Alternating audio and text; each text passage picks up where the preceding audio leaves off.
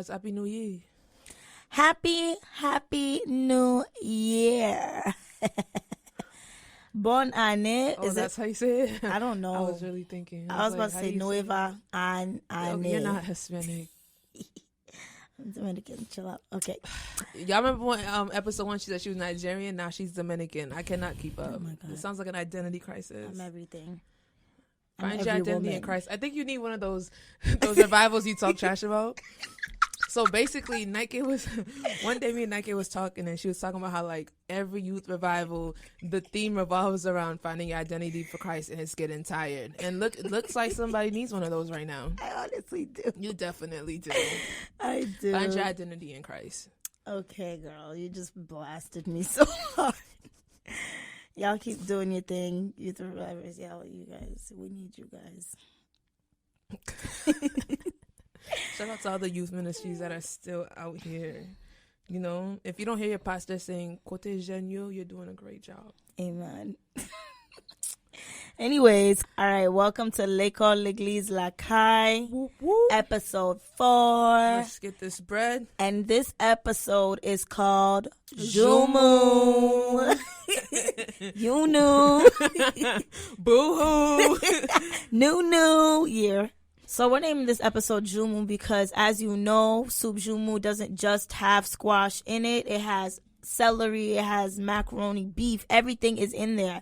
So this episode is going to be loaded just like soup JOUMOU. We're going to talk about the revolution. We're going to talk about our New Year's resolutions, and we're going to talk about church. You know what I'm saying? Amen. So let's get it. All right. So all my Haitians out there, you know what it is. JOUMOU is the soup that we drink every New Year's because that's our Independence Day, 1804. And let me just get this off my chest. You already know how I feel about God. soup JOUMOU. I think it's overrated. If you want to fight me, I live in Cambridge. Pull up. We can debate physically, but soup JOUMOU is overrated. Had I known this before, I would not be doing this podcast with her. That she Naikey, does we're not already like lying. I'm not lying. I did not know that you didn't like JOUMOU. I found out after we already would that be started. the thing that makes you not do this with me? It would not. All right. It would not. Yeah, but right. yeah, so you guys heard her unpopular opinion. Please don't unsubscribe. Please don't unfollow us. I love JOUMOU. According to our poll on Instagram, 11% of the people agree with me, so I'm not by myself. All right, and that 11% probably didn't even know what JOUMOU was. You were in the 11%. It was my finger slipped. All right, guys. So we're going to go ahead and talk about the New Year's, how we spent it. We know that historically it is Haitian Independence Day. Let's get it, 1804. And we drink soup JOUMOU, which is squash soup. It has like some macaroni. I don't know what you call that thick pasta. I'm just macaroni, some beef, carrots, celery maybe. Yeah, it has celery. I hate celery. It's weird, but like it's so good. Y'all know how I feel about it. Okay, but there's a lot that goes on in the soup. Yeah. You know, it's not that bad. Honestly, I give it a 6 out of 10. Really. Honestly, I really, really love soup JOUMOU. But what I love most about soup JOUMOU is that I don't have it often. I only have it on this one day, and that makes it special. Like my mom doesn't make soup JOUMOU at all. Maybe my mom should take notes. Oh, your mom be making it throughout the year? Yeah, like not like every other day, but like when I got my wisdom teeth pulled out, soup JOUMOU galore. Soup JOUMOU galore with ice cream. I would have been sick too. Okay, so now we have background understanding as to why you don't. No, like I just never soup. liked it though growing up. I just thought it was not that great. Yikes. Yeah. But, you know, shout out to Soup JOUMOU. So, everybody knows, you know, New Year's, it's time for those resolutions. So, I want to know, what are your resolutions for 2019, if you have any? See, I was having a conversation with a friend, and actually with my class, too. So, I at my church, I teach a class with teenagers, and one of my students was like, why do we set resolutions every year knowing we're not going to accomplish them? Isn't it a waste of time? And she had a valid point. Like, and I said this year I was going to do something a bit differently because I have a habit of setting up big goals and then no steps up to the big goal. I just have this big goal and I get frustrated and I throw in the towel onto the next. And I'm also pretty impulsive, right? So if I get a creative idea, whatever I was working on is slow for that. I'm on to the next idea. Like, Same. I just do whatever pops in my head at the time.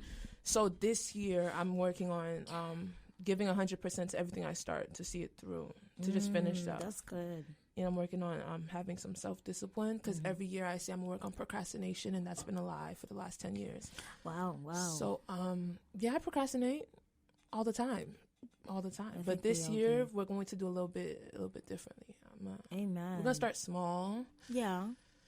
Like really small, like really, really small. Like if I say I'm going to clean my room, let me start by, let's fold some clothes maybe. That's good. That's small. That's good. Anything else? Those are the only ones. Those are big ones. Like self-discipline, it's like a part of everything though. Yeah. Like you can have a whole list. I'm gonna do X, Y, Z, but if you have no self-control, self-discipline, your list doesn't matter. Facts. So I'm gonna work on what matters. Yeah. Than the big stuff.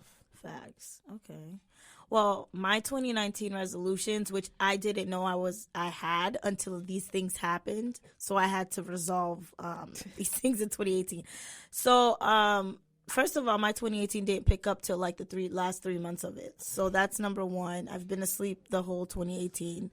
But my resolutions are to, leave unfruitful relationships behind. That goes for friendships. That goes for any relationship I involve myself in, if it's not benefiting me.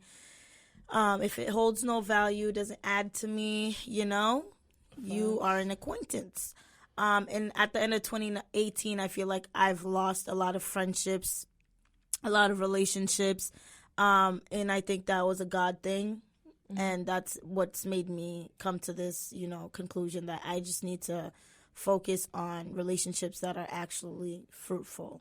Like not a take relationship. Like it's Another resolution of mine is self-discipline, but I didn't want to say that because I don't want to actually have to hold myself to that, which is, the lack of self-discipline.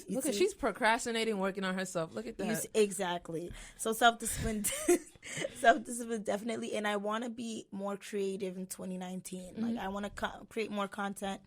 I think starting with this podcast is really great, and then I want to work with more people, get my graphic design a little bit up. I want to be able to call myself a graphic designer by the end of 2019, official. Y'all need to pay me for this. I've already been telling people that that's what you do. So, oh girl, okay. I would say aspiring, but you already doing it, so it don't make sense to say aspiring. Thank you. Bettina's one of my biggest fans, and I love her for that. We're gonna edit that out. So 2019 is gonna be lit. I feel it already. So yeah. So anyways, let's back up real quick to you said you don't want these take friendships. I was actually thinking about that, but not even just about other people. I feel like the word of 2018 for social media was toxic. They overused the heck out of everything was toxic. Shoot, you looked at somebody, toxic.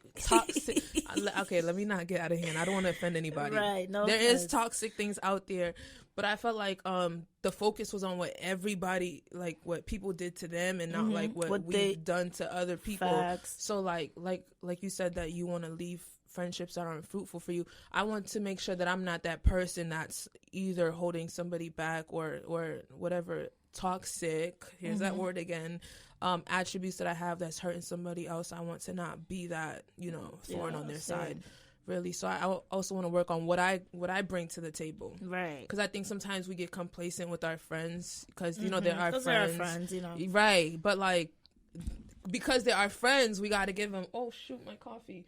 Because they're our friends, we have to give them, the top notch. Yeah. Not, oh, you're just my friend. Girl, I was saying this the other day to one of my friends that I was having a conversation with, who I didn't want to continue a friendship with, because I mentioned, sometimes we, for example, a romantic relationship, we value it so much for whatever reason. But our friends who've been here who have been with us for years, we kind of get a little lazy with it. And we all know that in order for a relationship to thrive, you have to work on it. Down to your relationship with God. In order for your spiritual relationship to thrive, you have to spend time with God. Facts. You have to give him that time. And I just feel like, honestly, I'm someone who's able to analyze myself down to the T and be honest with myself. And I could honestly say that I have put in the work with my relationships. I've had I've tried, to make them better or to help friends out and do all this extra stuff. And, I've just been feeling like it wasn't reciprocated. So yeah, but in the future as well, I want to continue to check myself on like what kind of friend am I being, what kind of person am I being, even to people who are not my friends, like, am I being fair to them? Am I respecting them, their space, their boundaries? Yeah, most def. Because I always tell Naikey that when we were starting this podcast, I told her that I want if we ever run into you guys, like if you're not already in our circle and you heard our podcast and you run into us, I want us to be that same genuine person that you heard like on the mic. I don't want you to be like, oh, hold on, what is mask off? Right. Like, I mean, you might get Bettina's mask off if she doesn't have her coffee. Please, disclaimer, don't come for her. Listen, if it's before noon, listen, I apologize in advance. But really, we just want to be better all 2018 all 2019 for everybody. And I think one thing that's important, if you're not confrontational like I am, I think that's one thing we have to work on in 2019. Like being able to tell people what they did that made you uncomfortable or that you didn't like. Because I think if you're like myself, right, this is a hard truth because my father didn't raise us. My father always said, speak up, like, closed mouths don't get fed, speak up, blah, blah, blah. He used to always be on my back about that. Because I'm the type of person, if you do something I don't like, I just fall all the way back. You will not hear from me again. It's slow for you. Then you're going to think I'm acting funny. I am. But I realize that's not mature. You know what I'm saying? Yeah. Like, as in the adults that we are, we should be able to be like, bro, you did X, Y, Z. And we could honestly work from that, Yeah. I prefer the ghosting route where I'm just... Oh, I was just about to say, let's leave ghosting in 2018. That's what I'm saying. I'm working on that. You see, I'm saying it out loud, Hold me accountable, friends out there. We're going to try to ghost a little less in 2019. Ghosting hurts feelings. It's not nice. Well, you should have thought about that when you hurt my... That's not definitely an excuse. I mean, it goes both ways, but like ghosting is immature, but it's comfortable for some of us. Naikey is so ready to chat. Naikey always let's chat. No, girl, we're gonna chat. I'm not like that. I'm not like that. I was just about to say I'm so not confrontational, but at the same time I'm mad confrontational. Like the thing is, I don't want to do it. It takes me a lot to do it, but it's like I know that if I don't do it, if we pull up, I'm going to give you a cold shoulder or I'm going to say something shady. And I don't want to be that way. If you're somebody like me who is, somewhat very confrontational, then, I think for 2019, for my confrontational gang, we need to work on compassion and we need to work on, kind of thinking things out a little bit more.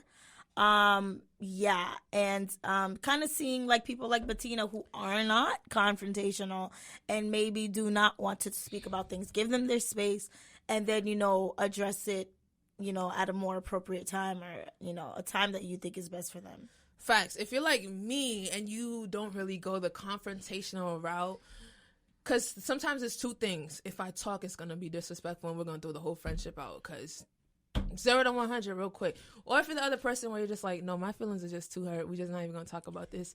Let's try to address it in a manner that's comfortable for you. Like if maybe the phone conversation or face-to-face won't work, sometimes you do gotta text it out.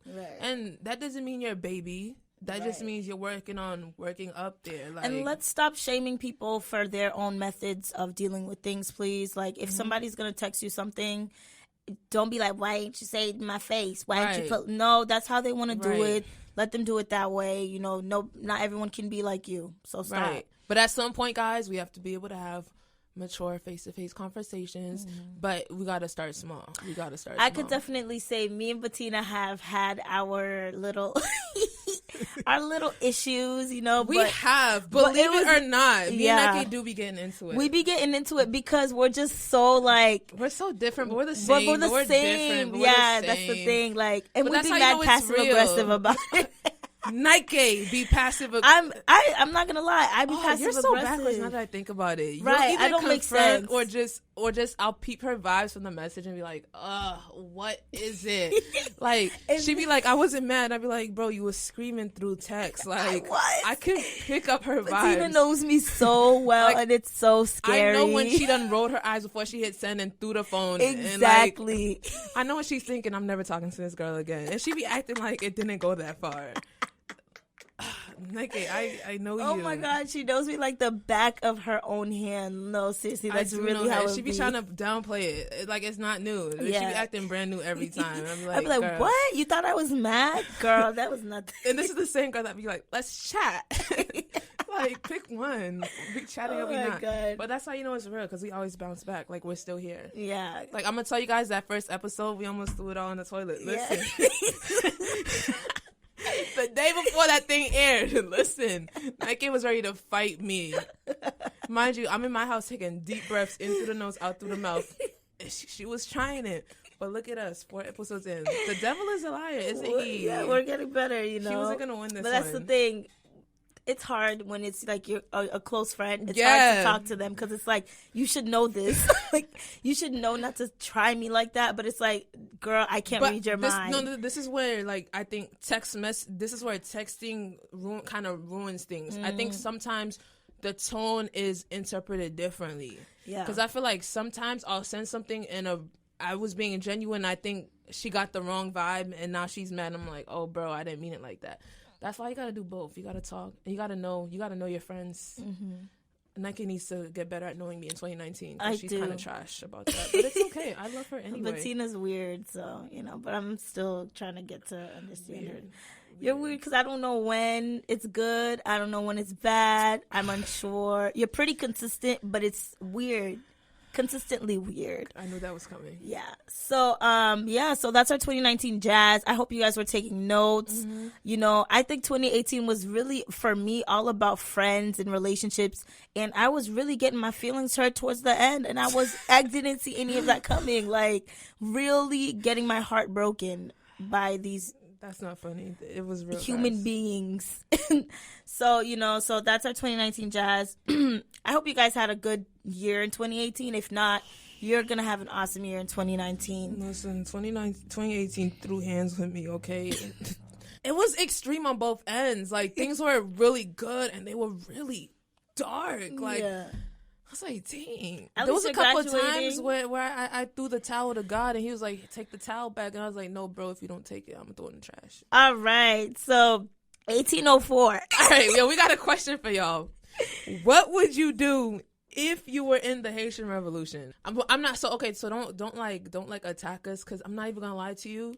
I'm still learning about what really went down, because I feel like you hear different things from your family and then from school and from like Google. I'm still trying to learn, This is why this conversation is important. Please don't attack us if we got a fact wrong. Just be like, yo, this is really what went down. We can all learn. Yeah. But what would you do if you was in the Haitian Revolution? I want to say something else. I honestly, and you know what? Don't fight me. Don't fight me when I say this, because we're all still learning about our culture, right? Mm-hmm. I learned about the Haitian Revolution in the 6th grade. I had no clue that this whole jazz, I had no clue that this tea was going on. Oh, y'all thought Naikey's bad? Let me tell y'all when I learned about the Haitian Revolution. I learned about it in college. Betty, now, pardon. So serious. Like, my dad... I'm not going to judge you. Like, my dad would, drop, Toussaint, but, okay, you got to understand, growing up, I wasn't the most proud Haitian. I wasn't out there like I am now. Like, I was Haitian but in my house. So my dad was trying to do these history lessons. I didn't care for it because it doesn't matter right now. But now I'm wishing that I listened a little more. Now I'm trying to learn. So, I'm still learning. Forgive me. Yes, we are still learning. But if you did not know about anything of the Haitian Revolution, I honestly cannot teach you anything right now. But what I can say is I can give you a little bit of facts. Oh, give us a little bit of fact. Okay, so I could tell you one fact that I know for sure, because I read about this fact. January 1st, 1804, Haiti was the first black republic to freedom. To abolish slavery. And you know another fact? Successful. Haiti helped not even a couple, mad countries in the Caribbean fight for theirs. Haiti helped America. Put some respect on our name. You know what I'm saying? When you talk about Haiti, put some respect. Okay? Team on our back. Okay? We've been applying pressure since 1804. You know what I'm saying? We does this. Come on. We're real fighters. And as a matter of fact, so after Haiti, gets the independence, France is like, oh, you owe us reparations. And apparently Haiti spent hundreds of years paying that back. Why are we the same? Shout out to Jean-Jacques Dessalines, all right? If you don't know who that is, Google it, okay? He helps lead us to freedom, okay? To freedom! We been does this. We been doing this. Before there was Harriet Tubman, ooh, you whole test about to get hurt. There was Jean-Jacques. You know what I'm saying? Amen.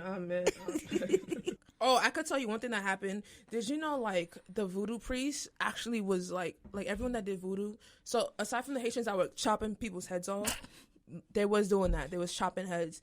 I mean, there was people, like, it's a fight. The black magic was going crazy. Like, okay, don't get this wrong. You know, I'm Team Jesus all the way. I am not, you know, if you practice this, I know what you're no about to disrespect. say. I know what you're about to say. I'm just really about to say, like, they right, you know, because it's what happened, right? Like they was doing black magic, right?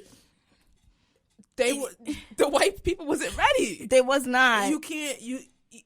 They didn't know we were boiling them up. They didn't know we were boiling that tea. They was beating that drum and doing that potion motion. Yeah. And the lungs started. Yo, growing up, people used to be like, hey, all y'all Haitians do voodoo. I'm like, what? But when and then they're like, I remember somebody when I was younger, some people would be like, oh, the only reason why you guys won was because you did voodoo. And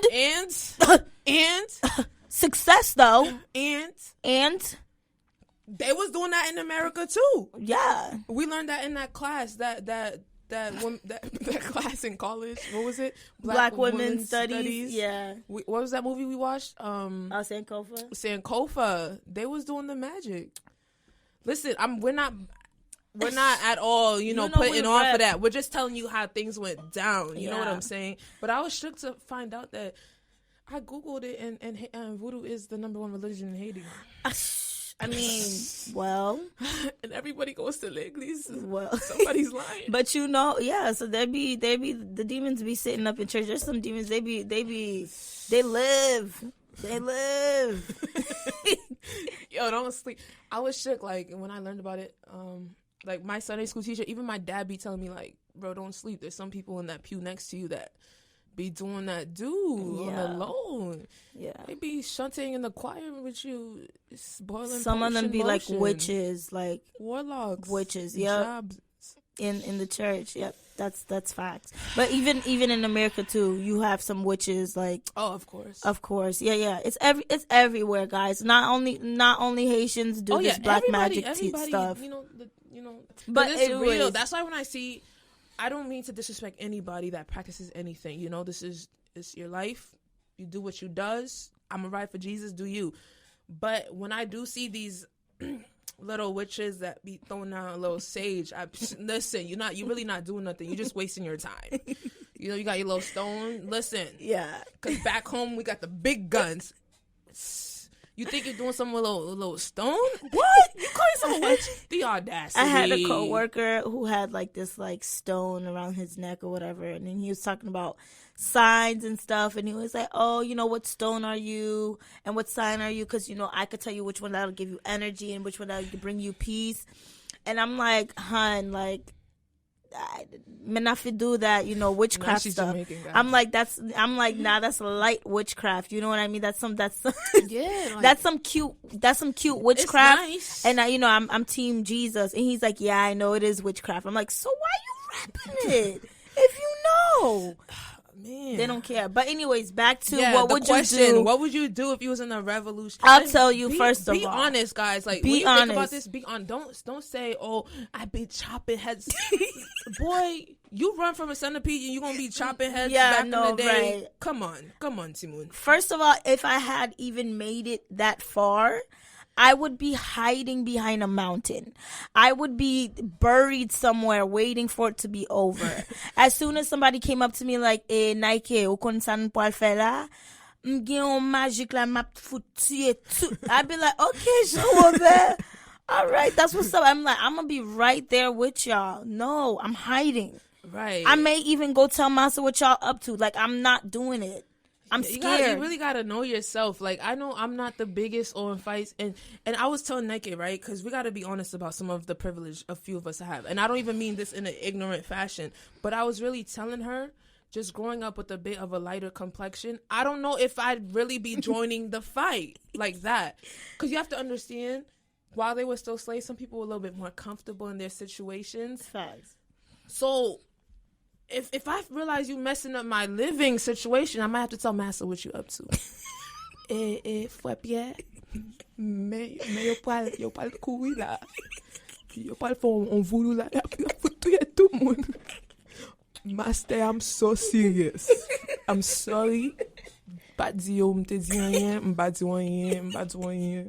Then I'm gonna go outside like, oh, squad, what's the word? Right. Right. What's the word? But that's the reason why there were so many, like, I mean, that's not the only reason why, but it's part of the reason why there's a lot of unsuccessful attempts to freedom. Right. Yeah, because the unity wasn't always there, though. The unity wasn't always there. Because some people did have better, like, some slaves were a bit better off. You know, that's the thing. You don't want to mess up your situation. Yeah, especially when you're a little bit comfortable. Like, you're not comfortable, but you just gotta be honest. But I do feel like part of me would join the fight. Like, if you are the house slave that does want to be free, boy, you don't poison Massa when you go to his room tonight. Facts. Yeah. Hey, Pierre, put on tea drink. Bow. Tea drink. To make you feel nice. Come back outside. Mouille. Y'all know I'm Team Jesus. I won't poison nobody. But who knows? Who knows if I'd be Team Jesus in 1804? Right. No, can you like, I would be so tired, you know, like, I'd be so, first of all, being tired of being a slave, but being tired of all that prep, you know, you got to think of all that prep. They would like, feeling their machetes,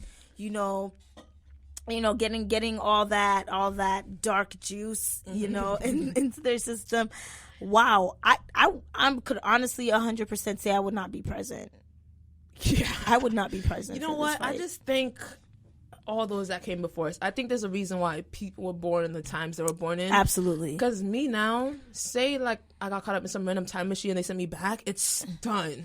I would even last in jail right now. I would even last in some rough parts of America. Right. So me and the revolution, even if the world war started right now, it's slow. It's really slow. Because you just got to know what you're capable of. And I don't like blood. I don't like getting down and dirty, really. Yeah. That doesn't mean I'm not angry with everybody else. I'm angry in moderation. Right. I think that, like I liked what you said about people were born in certain times for certain reasons. Because those people, anywhere, no matter where they was from, they have a strength that I don't see in this time. They have a certain boldness that is not here.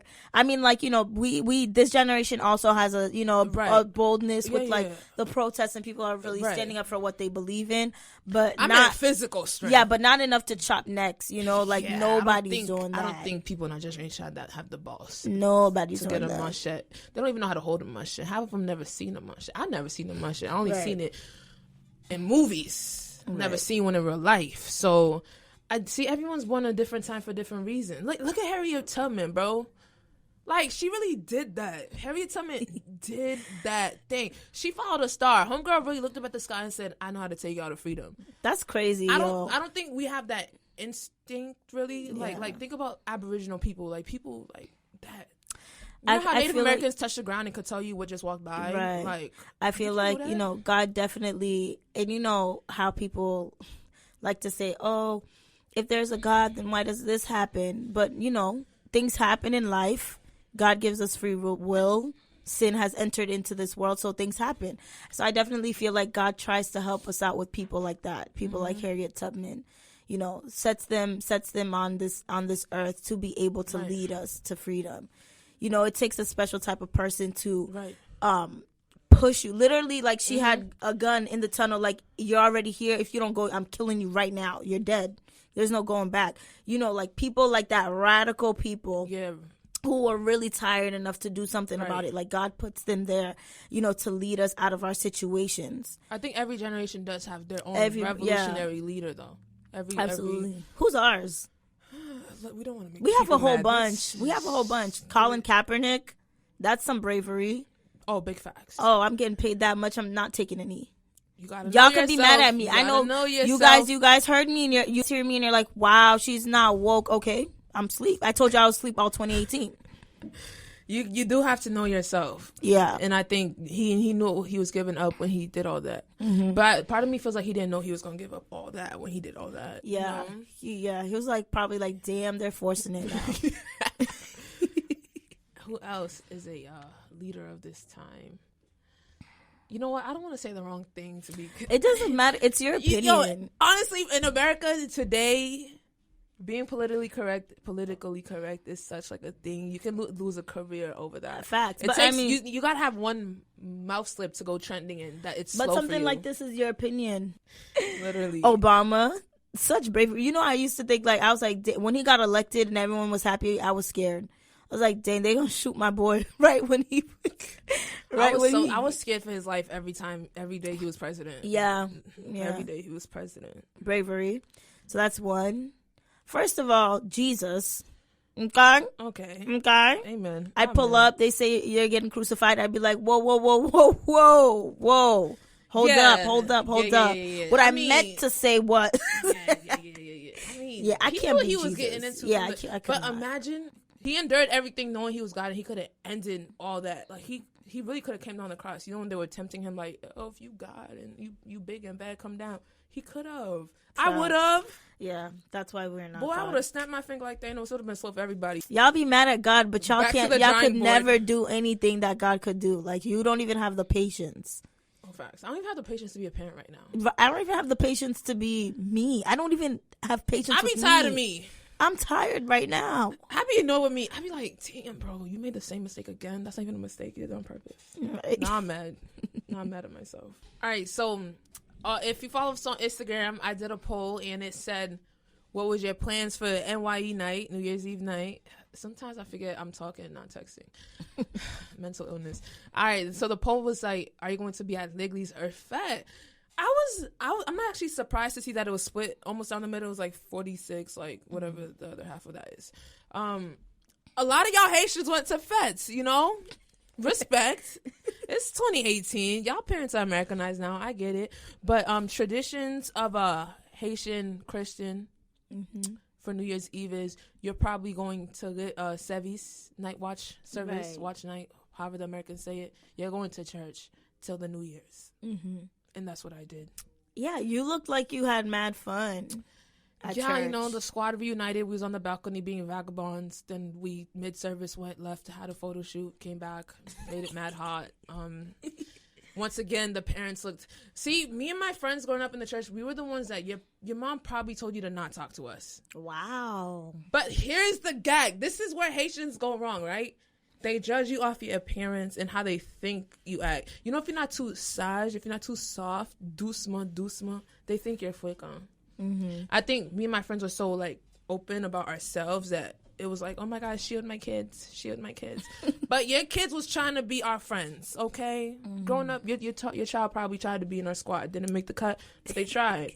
So it was great to see everyone back together again. Because one thing we said amongst each other is, we've been going to church for so long on New Year's Eve, even though we're at the point where we can probably do something else, you know, because my friends are 22, 23, 21. We always go back, like, to the New Year's Eve service. Like, we know you could go to the club, you could go to a house party, but, like, it doesn't feel the same. It doesn't feel right, you know? Like, there was plans to make a move, but it was like, we're going to go home after church. Yeah. This is the thing. This year for me for New Year's Eve.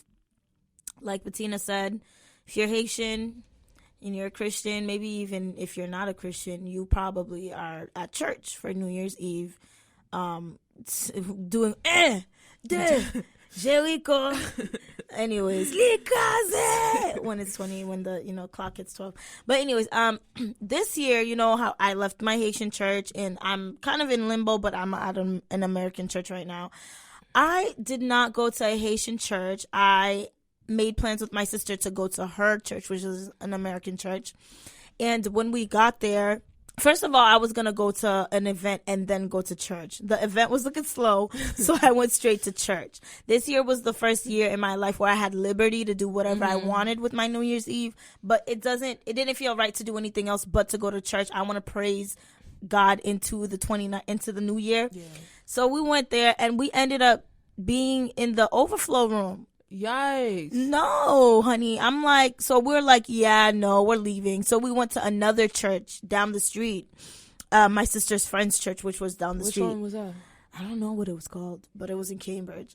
It's an American church as well. So we walked in the rain to that church. It was looking slow in that church, but at the end of the service, it got really good. And then we walked back to that other church, and then we snuck upstairs because we're not about to be in the overflow room. And, we just did worship. They were doing African praise, so, it got lit, But at the same time, in the back of my mind, I'm like, dang, I wish I was at my old church right now. I wish I was doing the louange right now. Right, yeah. There's nothing like it, especially for the New Year's. It's going to be lit. It's going to be good. There's nothing like that. So, yeah, this year was a little It was a little slow. And then we were going to take an Uber back to my aunt's house to drink some soup. The Ubers were $79.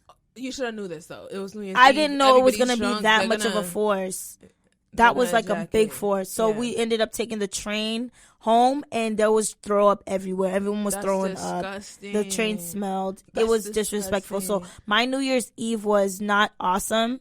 Next year, I'm probably going to go to a Haitian church, back to my roots. See, this is what happens when you try to be different. Yeah. It doesn't work. Yeah, I will honestly say, and that's no disrespect. I feel like as long as you go to a church where, the Holy Spirit is dwelling, I do love to visit every once in a while, step out the Haitian church and go for a different scene. But it's like, when I do go to a church, I have a great service, but it's like, I need some Creole. I need to hear that. Yeah. The best part about a Haitian church kind of, is that it's unorganized. And let me tell you what I mean by that. Like, the worship is not organized. It's spontaneous sometimes. In some American churches, their worship and praise always hits. It's always good. Of course, because they've rehearsed. That's the thing. But that's the Haitian thing. churches, we're not going to speak for everyone. This is what our experience. I don't think our worship team has ever had a rehearsal. Our worship team has rehearsals, but it's like they rehearse one song and then somebody's late and somebody got to go back home to finish cooking. So it's not really. See, y'all are a younger generation, though. We kind of have like the 40. No, we're mixed. Like, well, my old church was mixed. It was like the older people and the younger people. So it was a mess.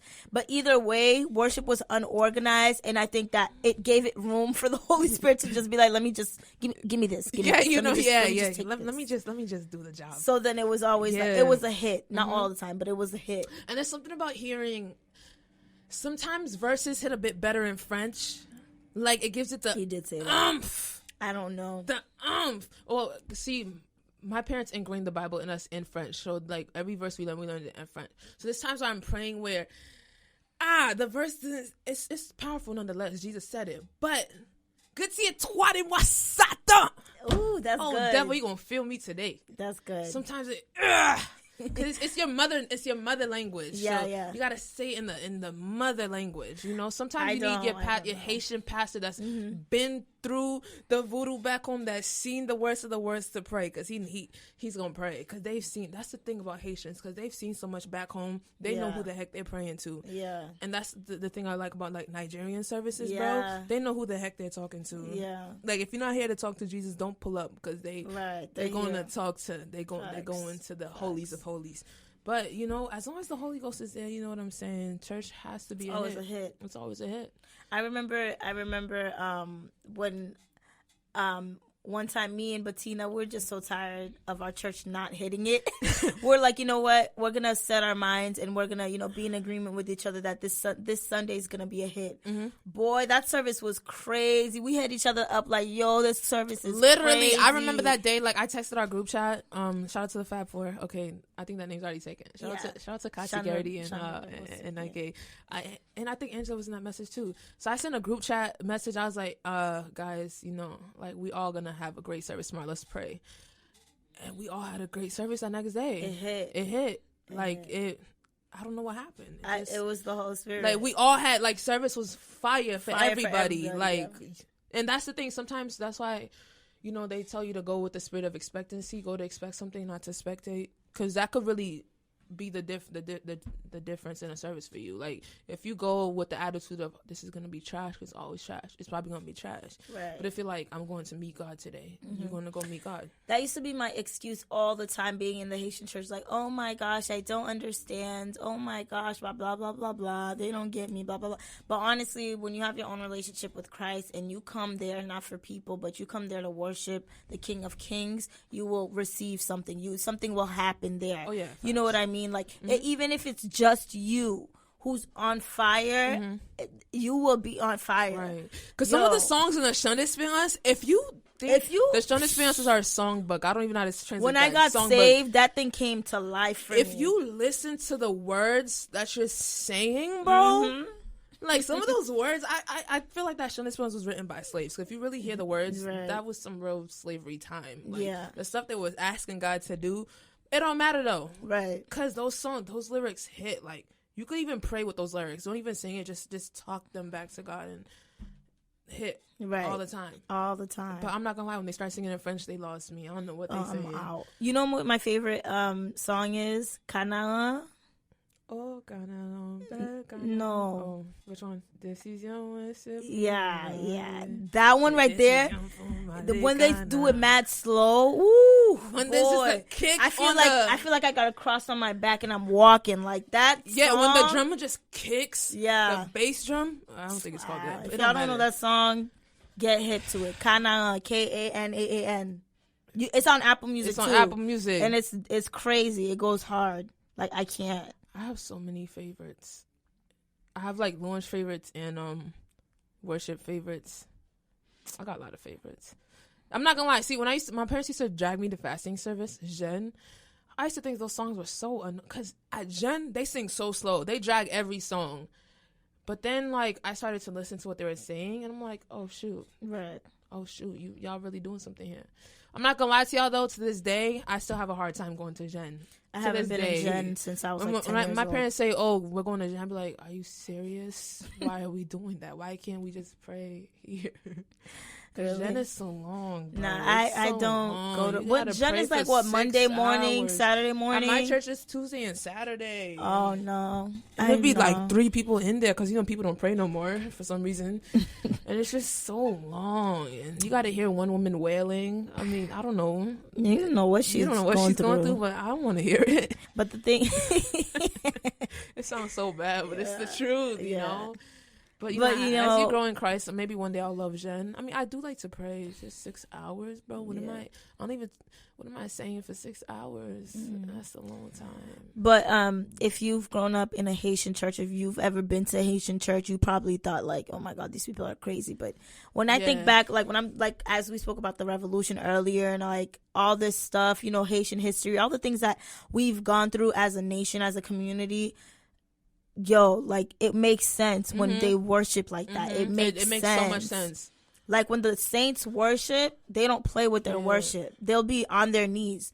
Their knees are broken, but they'll be on their knees before God. Even sometimes my pastor be like, some of y'all come to America and forget like he says like sometimes the worship changes because they get comfortable and America's a bit easier than it was back home.